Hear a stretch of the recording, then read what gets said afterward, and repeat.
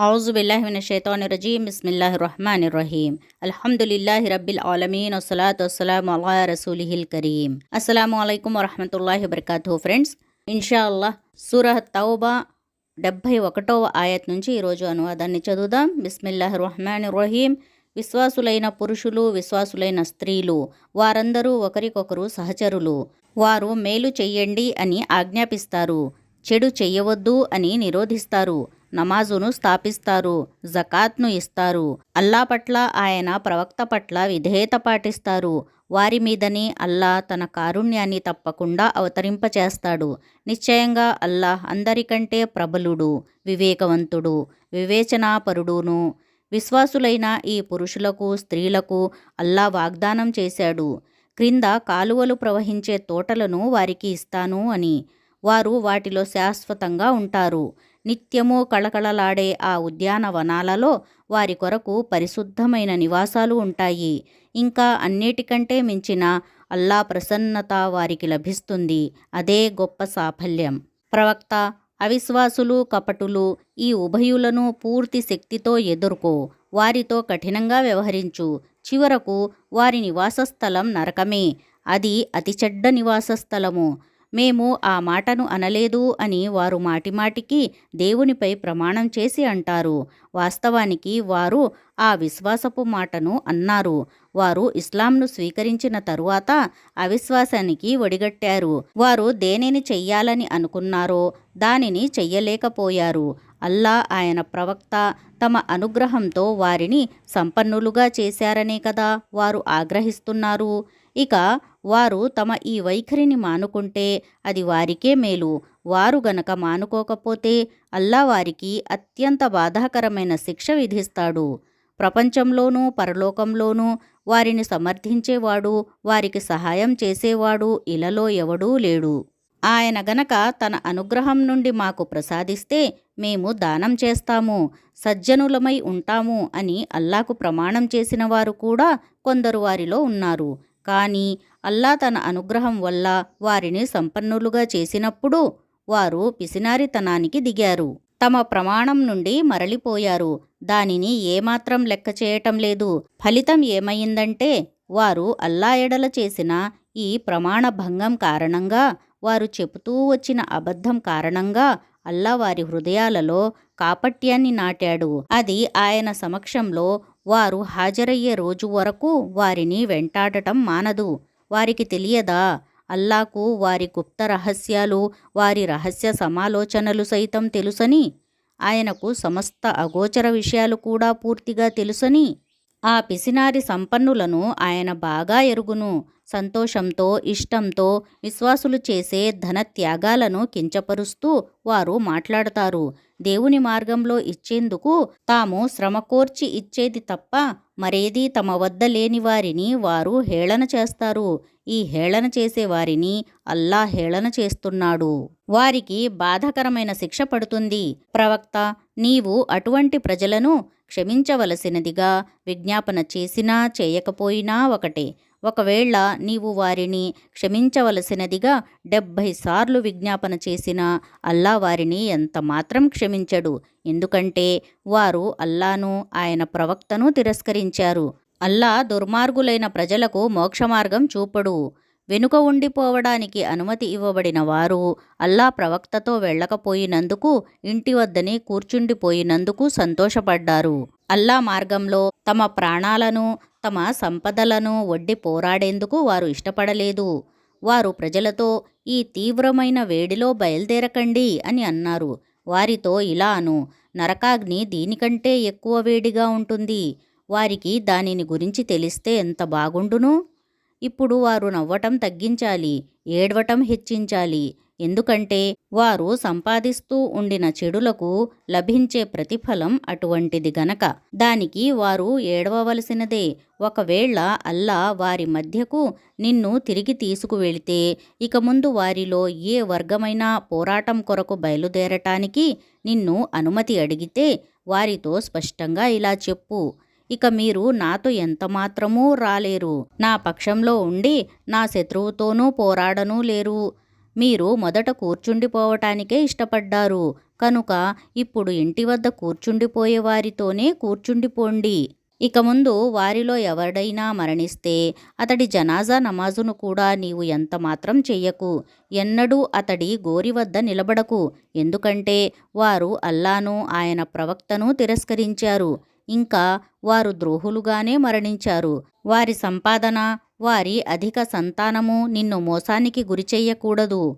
ఈ సంపద ద్వారా, ఈ సంతానం ద్వారా వారిని ఈ ప్రపంచంలోనే శిక్షించాలని, వారి ప్రాణాలు వారు అవిశ్వాసులుగా ఉన్న స్థితిలోనే పోవాలని అల్లా సంకల్పించాడు. అల్లాను విశ్వసించండి, ఆయన ప్రవక్తతో కలిసి పోరాడండి అనే విషయం కల సూరా ఏదైనా అవతరించినప్పుడల్లా వారిలో సమర్థులైన వారే తమను పోరాటంలో పాల్గొనటం గురించి మన్నించాలని నీకు విజ్ఞప్తి చేయటాన్ని నీవు గమనించావు. మేము కూర్చుండిపోయేవారితో ఉండిపోతాము, మమ్మల్ని వదిలిపెట్టండి అని వారు అన్నారు. వారు ఇంటిలో కూర్చుండిపోయే స్త్రీలలో చేరిపోవటానికి ఇష్టపడ్డారు. వారి హృదయాలపై ముద్ర వేయబడింది. అందువల్ల వారికి ఇప్పుడు ఏమీ అర్థం కాదు. దీనికి భిన్నంగా ప్రవక్తతో పాటు విశ్వసించిన వారు తమ ప్రాణాలతో, తమ సంపదనలతో పోరాడారు. కనుక ఇప్పుడు అన్ని మేళ్ళు వారికే, ఇంకా వారే సాఫల్యం పొందుతారు. అల్లా వారి కొరకు క్రింద కాలువలు ప్రవహించే ఉద్యానవనాలను సిద్ధం చేసి ఉంచాడు. వాటిలో వారు కలకాలం ఉంటారు. ఇదే గొప్ప సాఫల్యం. ఎడారి అరబ్బులు కూడా చాలామంది వచ్చారు. తాము కూడా వెనుక ఉండిపోవటానికి అనుమతి కోసం సాకులు చెప్పారు. ఈ విధంగా అల్లాకు, ఆయన ప్రవక్తకు విశ్వాస విషయంలో అబద్ధపు వాగ్దానం చేసిన వారు వెనుకనే కూర్చుండిపోయారు. ఎడారి అరబ్బులలో అవిశ్వాస వైఖరిని అవలంబించిన వారు త్వరలోనే బాధాకరమైన శిక్షకు గురి అవుతారు. వృద్ధులు, వ్యాధిగ్రస్తులు, పోరాటంలో పాల్గొనటానికి దారిభత్యాలు లేనివారు ఒకవేళ వెనుక ఉండిపోతే ఏ దోషమూ లేదు. వారు చిత్తశుద్ధితో అల్లాకు, ఆయన ప్రవక్తకు విశ్వాసపాత్రులుగా ఉన్నంతవరకు అటువంటి సజ్జనుల పట్ల ఆక్షేపణకు ఏ ఆస్కారమూ లేదు. అల్లా మన్నించేవాడు, కరుణించేవాడును. స్వయంగా వచ్చి మా కొరకు వాహనాలు సమకూర్చండి అని నీకు విజ్ఞప్తి చేసిన వారి పట్ల కూడా ఇదే విధంగా ఏ ఆక్షేపణకు అవకాశం లేదు. నీవు నేను మీ కొరకు వాహనాలను ఏర్పాటు చెయ్యలేను అని అన్నప్పుడే గత్యంతరం లేక వారు మరలిపోయారు. వారి కళ్ళ నుండి అశ్రువులు ప్రవహించాయి. వారు తమ ఖర్చులతో పోరాటంలో పాల్గొనే శక్తి తమకు లేనందుకు చాలా బాధపడ్డారు. అయితే ధనవంతుల పట్ల ఆక్షేపణ ఉంది. ఎందుకంటే తమను పోరాటంలో పాల్గొనే విషయంలో మన్నించవలసిందిగా నీకు విజ్ఞప్తి చేశారు. వారు ఇంటి వద్ద కూర్చుండిపోయే స్త్రీలలో చేరిపోవటానికి ఇష్టపడ్డారు. అల్లా వారి హృదయాలపై ముద్ర వేశాడు. ఇందువల్ల వారికి ఏమీ తెలియదు. అల్లా వద్ద వారి ఈ వైఖరికి ఏ ఫలితం కలగనున్నదో అనేది. మీరు తిరిగి వారి వద్దకు పోయినప్పుడు వారు రకరకాల సాకులు చెబుతారు. కానీ మీరు స్పష్టంగా ఇలా చెప్పండి, సాకులు చెప్పకండి. మేము మీ ఏ మాటను నమ్మం. అల్లా మాకు మీ పరిస్థితులన్నీ తెలిపాడు. ఇక అల్లా, ఆయన ప్రవక్త మీ ప్రవర్తనను చూస్తారు. తరువాత మీరు ఆయన వైపునకు మరలింపబడతారు. ఆయన బహిరంగంగా ఉన్నది, గుప్తంగా ఉన్నది అంతా ఎరిగినవాడు. మీరు ఏమేమి చేస్తూ ఉండేవారో ఆయన మీకు తెలుపుతాడు. నీవు మరలి వచ్చిన తరువాత వారు నీ ముందు ప్రమాణాలు చేస్తారు, నీవు వారిని ఉపేక్షించాలని. కనుక నీవు వారిని తప్పకుండా ఉపేక్షించు. ఎందుకంటే వారొక మాలిన్యం వంటివారు. వారి అసలు స్థానం నరకం. అది వారి సంపాదనకు ప్రతిఫలంగా వారికి లభిస్తుంది. వారు నీ సమక్షంలో ప్రమాణాలు చేస్తారు, వారికి నీవు ప్రసన్నుడవు కావాలని. వాస్తవానికి ఒకవేళ నీవు వారి పట్ల ప్రసన్నత చూపినా అల్లా మటుకు అటువంటి విద్రోహులకు ఎన్నటికీ ప్రసన్నుడు కాడు. ఈ ఎడారి అరబ్బులు అవిశ్వాసం విషయంలో, కాపట్యం విషయంలో బహుమూర్ఖులు. కనుక అల్లా తన ప్రవక్తపై అవతరింపచేసిన ధర్మం యొక్క హద్దులు వారికి తెలియకుండా ఉండే అవకాశాలే ఎక్కువగా ఉన్నాయి. అల్లాకు అన్నీ తెలుసు. ఆయన జ్ఞాని, వివేకవంతుడును. దేవుని మార్గంలో ఖర్చు పెడుతున్నప్పుడు అది బలవంతంగా తమపై రుద్దబడిందని భావించేవారు ఈ ఎడారి అరబ్బులలో కొందరు ఉన్నారు. మీ విషయంలో వారు కాలం మార్పుల కోసం నిరీక్షిస్తున్నారు. మీరు ఏదైనా సంకటంలో చిక్కుకుంటే మీరు వారిని బంధించి ఉంచిన ఈ వ్యవస్థ యొక్క విధేయత శృంఖలాలను త్రెంచిపారేయాలని. వాస్తవానికి సంకట వలయం స్వయంగా వారినే చుట్టుముట్టి ఉంది. అల్లా అంతా వింటాడు. ఆయనకు అన్నీ తెలుసు. ఈ ఎడారి అరబ్బులలోనే ఇంకా కొంతమంది ఉన్నారు. వారు అల్లాను, అంతిమ దినాన్ని విశ్వసిస్తారు. తాము ఖర్చు చేసే దానిని అల్లా సాన్నిహిత్యం పొందటానికి, ప్రవక్త నుండి దేవుని కారుణ్యానికై ప్రార్థనలు పొందటానికి సాధనంగా చేసుకుంటారు. అవును, అది నిశ్చయంగా అల్లా సాన్నిహిత్యాన్ని పొందటానికి సాధనమే. అల్లా తప్పకుండా వారిని తన కారుణ్యంలో ప్రవేశింపచేస్తాడు. నిశ్చయంగా అల్లా క్షమించేవాడు, కరుణించేవాడును. అందరికంటే ముందు విశ్వాస సందేశాన్ని స్వీకరించటానికి ముందంజం వేసిన ముహాజిరులు, వలస వచ్చిన వారి పట్ల, అన్సారులు అంటే ఆశ్రయమిచ్చిన వారి పట్ల, తరువాత నిజాయితీతో వారి వెనక వచ్చిన వారి పట్ల అల్లా తృప్తి చెందాడు. వారు కూడా అల్లా పట్ల తృప్తి చెందారు. అల్లా వారి కొరకు క్రింద సెలయేళ్లు ప్రవహించే ఉద్యానవనాలను సిద్ధపరచి ఉంచాడు. వారు వాటిలో సదా ఉంటారు. ఇదే మహత్తరమైన సాఫల్యం. మీ చుట్టుపక్కల ఉండే ఎడారి అరబ్బులలో కపటులు చాలామంది ఉన్నారు. అలాగే స్వయంగా మదీనా పౌరులలో కూడా కపటులు ఉన్నారు. వారు కాపట్యంలో రాటు తేలారు. మీరు వారిని ఎరుగరు, మేము వారిని ఎరుగుదుము. మేము వారికి రెట్టింపు శిక్షను విధించే సమయం సమీపంలోనే ఉంది. తరువాత వారు మరింత పెద్ద శిక్ష కొరకు తిరిగి తీసుకురాబడతారు. తమ తప్పులను ఒప్పుకున్నవారు కొందరు ఉన్నారు. వారి ఆచరణ మిశ్రమమైనది. కొంత మంచి, కొంత చెడు. అల్లా వారిని మళ్ళీ కరుణించటం అనేది అసంభవమేమీ కాదు. ఎందుకంటే ఆయన మన్నించేవాడు, కరుణించేవాడును. ప్రవక్త, నీవు వారి సంపదల నుండి సదఖా తీసుకుని వారిని పరిశుద్ధపరచు. ఇంకా సన్మార్గంలో వారిని ముందుకు నడుపు. వారి కొరకు దేవుని కారుణ్యానికై ప్రార్థించు. ఎందుకంటే నీ ప్రార్థన వల్ల వారికి ఉపశమనం కలుగుతుంది. అల్లా అంతా వింటాడు. ఆయనకు అంతా తెలుసు. వారికి తెలియదా అల్లాయే తన దాసుల పశ్చాత్తాపాన్ని అంగీకరిస్తాడని, వారి దాన ధర్మాలకు స్వీకారాన్ని ప్రసాదిస్తాడని, అల్లా అమితంగా క్షమించేవాడు, కరుణించేవాడు అని. ప్రవక్త ఇంకా వారితో ఇలా అను, మీరు ఆచరించండి. అల్లా, ఆయన ప్రవక్త, విశ్వాసులు అందరూ మీ ఆచరణ వైఖరి ఇప్పుడు ఎలా ఉంటుందో అని గమనిస్తారు. తరువాత మీరు ఆయన వైపునకు మరలింపబడతారు. ఆయనకు బహిరంగంగా ఉన్నది, గుప్తంగా ఉన్నది అంతా తెలుసు. మీరు ఏమేమి చేస్తూ ఉండేవారో ఆయన మీకు తెలుపుతాడు. మరికొందరున్నారు, ఇంకా వారి వ్యవహారం దేవుని ఆజ్ఞ కోసం ఆగి ఉన్నది. ఆయన వారికి శిక్షను విధించవచ్చు, మళ్ళీ కొత్తగా వారిని కనికరించనూవచ్చు. అల్లాకు అంతా తెలుసు. ఆయన జ్ఞాని, వివేకవంతుడును. ఇంకా కొందరున్నారు, వారు ఒక మసీదును నిర్మించారు సత్య సందేశానికి నష్టం కలిగించాలనే ఉద్దేశంతో. ఇంకా దేవుని ఆరాధన చెయ్యటానికి బదులుగా అవిశ్వాసాన్ని అనుసరించాలని, విశ్వాసులలో చీలిక తీసుకురావాలని ఈ బూటకపు ఆరాధనాలయాన్ని ఇదివరకు అల్లాకు, ఆయన ప్రవక్తకు వ్యతిరేకంగా పోరాడిన వ్యక్తికి మాటుగా చెయ్యాలని వారు మాటిమాటికి ప్రమాణాలు చేసి మా ఉద్దేశం మేలు చేయటం తప్ప మరొకటి కాదు అని తప్పకుండా అంటారు. కానీ అల్లా సాక్షిగా ఉన్నాడు, వారు పూర్తి అసత్యవాదులు. నీవు ఎన్నడూ ఆ కట్టడంలో నిలబడకు. మొదటి రోజు నుండే భయభక్తులు ఆధారంగా స్థాపించబడిన మసీదే నీవు ఆరాధన కొరకు నిలబడటానికి తగినది. అందులో పరిశుద్ధంగా ఉండటానికి ఇష్టపడేవారు ఉన్నారు. అల్లాకు పరిశుద్ధతను పాటించేవారు అంటేనే ఇష్టం. అయితే నీ అభిప్రాయమేమిటి? మంచి మానవుడు ఎవడు? తన కట్టడపు పునాదులను దైవభీతిపై, దైవ సంతోషాన్ని పొందాలనే కాంక్షపై లేపినవాడా, లేదా తన కట్టడాన్ని లోయ యొక్క డొల్ల అంచుపై లేపినవాడా? అది అతనిని తీసుకుని నేరుగా నరకాగ్నిలో పడిపోయింది. అటువంటి దుర్మార్గులకు అల్లా ఎన్నటికీ రుజుమార్గం చూపడు. వారు నిర్మించిన ఈ కట్టడం ఎల్లప్పుడూ వారి హృదయాలలో అపనమ్మకానికి మూలంగా ఉంటుంది.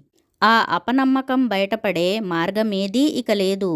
వారి హృదయాలు ముక్కలు ముక్కలు అయితేనే తప్ప అల్లా అన్నీ తెలిసినవాడు, వివేకవంతుడు, మేధావంతుడును. యథార్థం ఏమిటంటే విశ్వాసుల నుండి అల్లా వారి ప్రాణాలను, వారి సంపదలను స్వర్గానికి బదులుగా కొన్నాడు. వారు అల్లా మార్గంలో పోరాడుతారు, చంపుతారు, చస్తారు.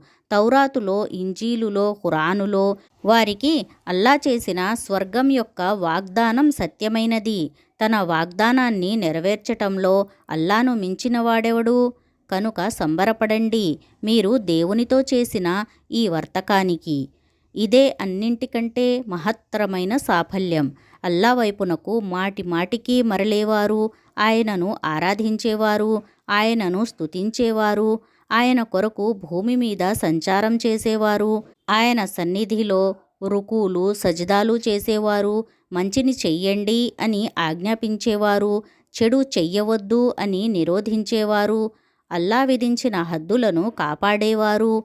ఇటువంటి గుణ విశేషాలు కల విశ్వాసులు అల్లాతో ఇటువంటి వాణిజ్య ఒప్పందాన్ని కుదుర్చుకుంటారు. ప్రవక్త, ఇటువంటి విశ్వాసులకు శుభవార్త అందజెయ్యి. ముష్రిక్కులను క్షమించవలసినదిగా ప్రార్థన చెయ్యటం ప్రవక్తకు, విశ్వాసులకు తగని పని. వారు వారికి బంధువులైనప్పటికీ, ఇంకా వారు నరకానికి అర్హులని వారికి స్పష్టమైనప్పుడు ఇబ్రాహీం అలైహిస్సలాం తన తండ్రిని క్షమించవలసినదిగా చేసిన ప్రార్థన అతను తన తండ్రికి చేసిన వాగ్దానం కారణంగా చేసినటువంటిది. కానీ అతని తండ్రి దేవునికి శత్రువని అతనికి స్పష్టమైనప్పుడు అతను అతని పట్ల విసిగిపోయాడు. వాస్తవానికి ఇబ్రాహీం అలైహిస్సలాం మెత్తని మనసు కలవాడు, దైవభక్తుడు, సంయమనము కలవాడును. ప్రజలకు సన్మార్గం చూపిన తరువాత మళ్ళీ వారిని మార్గభ్రష్టత్వానికి గురి చెయ్యటం అల్లా విధానం కాదు. వారు దూరంగా ఉండవలసిన విషయాలను గురించి వారికి స్పష్టంగా తెలుపనంత వరకు. వాస్తవానికి అల్లాకు ప్రతి విషయం గురించి తెలుసు. భూమ్యాకాశాల సామ్రాజ్యం అల్లా ఆధీనంలోనే ఉందనేది, ఆయన చేతిలోనే జీవన్మరణాలు ఉన్నాయి అనేది, మిమ్మల్ని ఆయన నుండి కాపాడగల సంరక్షకుడు, సహాయకుడు మరెవడూ లేడు అనేది యథార్థమే. అల్లా క్షమించాడు ప్రవక్తను. బహుకష్టకాలంలో ప్రవక్తకు తోడ్పడిన ముహాజిరులను, అన్సారులను. వారిలో కొందరి హృదయాలు వక్రత్వం వైపునకు మొగ్గినప్పటికీ కానీ వారు ఆ వక్రత్వాన్ని అనుసరించకుండా ప్రవక్తకు తోడ్పడినప్పుడు అల్లా వారిని క్షమించాడు. నిస్సందేహంగా ఆయన వారి పట్ల వాత్సల్యంతో, కనికరంతో వ్యవహరించాడు. ఇంకా వ్యవహారం వాయిదా వేయబడిన ఆ ముగ్గురిని కూడా అల్లా క్షమించాడు. ఇంత పెద్ద వైశాల్యం కలిగి ఉండి కూడా భూమి వారికి ఇరుకైపోయింది. వారి ప్రాణాలు కూడా వారికి భారమైపోయాయి. అల్లా నుండి తమను కాపాడుకోవడానికి స్వయంగా అల్లా కారుణ్యం తప్ప వేరే ఆశ్రయం ఏదీ లేదనేది వారు తెలుసుకున్నారు. అప్పుడు అల్లా కనికరంతో వారి వైపునకు మరలాడు. వారు ఆయన వైపునకు మరలి వచ్చేటందుకు.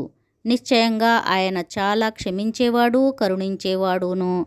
విశ్వసించిన ప్రజలారా, అల్లాకు భయపడండి, సత్యవంతులకు తోడ్పడండి.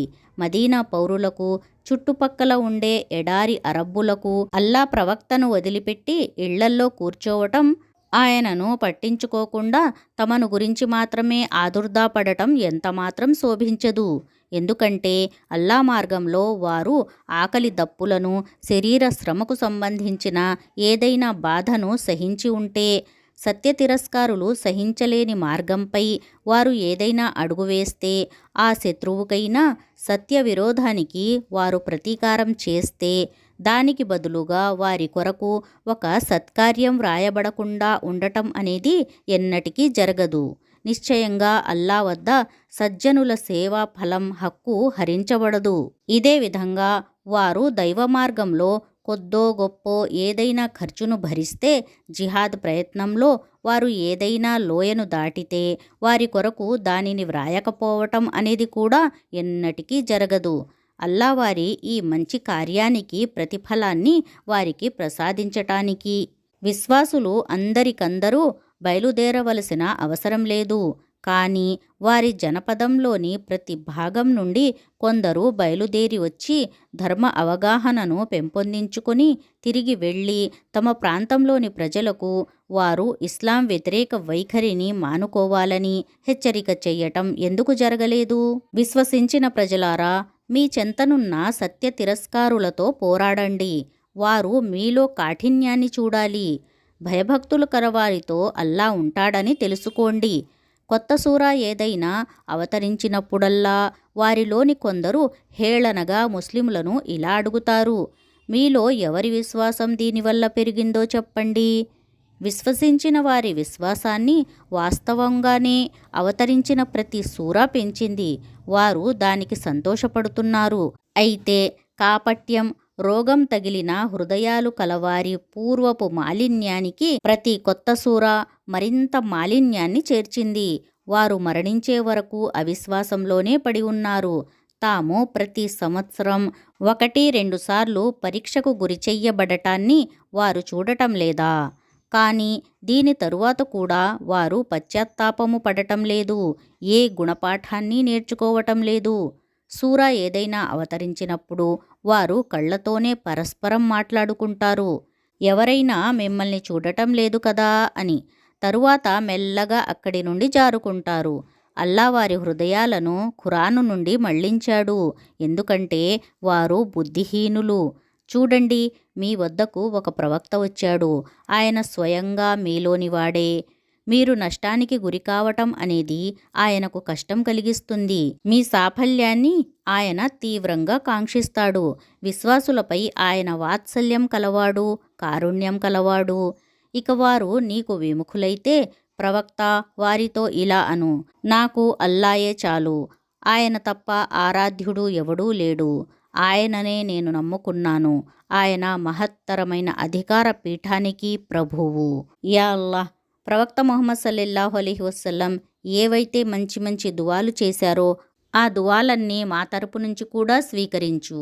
ఆమీన్ యా రబ్బుల్ ఆలమీన్. జజాకుముల్లాహు ఖైరన్ కసీరా. అస్సలాము అలైకుం వరహమతుల్లాహి వబరకాతుహు.